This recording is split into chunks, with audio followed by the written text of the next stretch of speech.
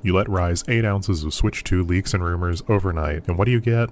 Episode 3 of the Fresh Baked Niche podcast, where your best half-baked conversations happen. I'm your chef Patrick, and today, let's switch it up. So the Switch 2 is approximately a week away when this episode comes out. I want to give you 10 of my predictions. These are things that I'd like to see happen during the Direct. Some of them are obvious, but I still want to at least say that I was thinking about it. But before that, a video game I've been playing recently is Bomb Rush Cyberfunk. In fact, I've almost finally completed it. I think I'm just missing a handful of characters, because unfortunately, I'm not too good at maintaining tricks and getting high scores, and those ones where you need like 5, 6, 7 million. Yeah, that ain't happening. At least right now. I'd like to keep trying. So getting into my 10 predictions. First off, I think it's going to be probably a 30 to 45 minute Direct. I think any less, and it's going to be a little underwhelming. Any more, it might just be a bit of a slog. But if it's long and interesting, I'll take it. But I would still prefer about that 30 to 45 minute range. I think there's going to be at least 3 new titles announced. Now, I'm not counting Mario Kart or, say, Pokemon Legends ZA, only because we do know about those titles already. So I'm thinking we're going to get at least 3 new titles. Not named, not necessarily gameplay. Kind of like how they did with Mario Odyssey back in the Switch days, where they showed it to you through just a simple video. My 3 games, if I had to pick, maybe a 3D Mario, maybe a new Kirby title, and my big hope is a new Mario Paint. Now whether it's a remake or just a whole new one, like Mario Paint 2, I don't know. I think that'd be kind of nice. My next point is I think they will reveal what is new for Nintendo Switch Online. I'm thinking at least one, and my hope is that it's going to be GameCube, but if they were to say do DS, maybe even 3DS, I'd be okay with that as well. Obviously, more content the better, especially with Nintendo Switch Online. I think we're also going to see some third-party support. I don't know if it'll be anything super major, but I would hope that maybe it'd be some stuff like Red Dead Redemption 2, Monster Hunter Wilds, anything in that ballpark. I think that'd be great. I'm hoping with the mouse functionality, maybe they'll give us some mouse support for older titles.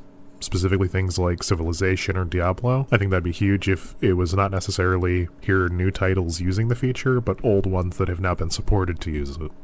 I'm also thinking they're going to bring back themes. I think it's an obvious choice, but they were sort of on the Switch before, except your options were white or black. Very lame. So I'm anticipating this time around maybe they'll show it to us, and maybe if we're lucky, maybe they'll copy the PlayStation model where certain games provide you with them, so maybe you buy the next Mario Kart, well, all of a sudden you get the Mario Kart theme. I think that'd be really nice.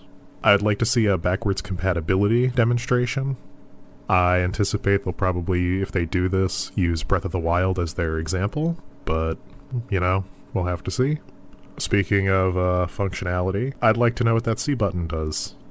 I know all the leaks and rumors were saying it's supposed to be a C button. We got that video of the system being announced. They didn't show anything.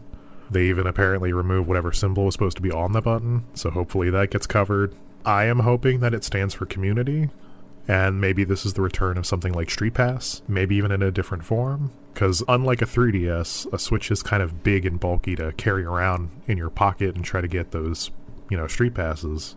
Coming up on my last 2 points, and again, I think these are kind of obvious, but I still just want to say them. I think we are going to get the price point for sure, and I'm thinking it's going to be $400.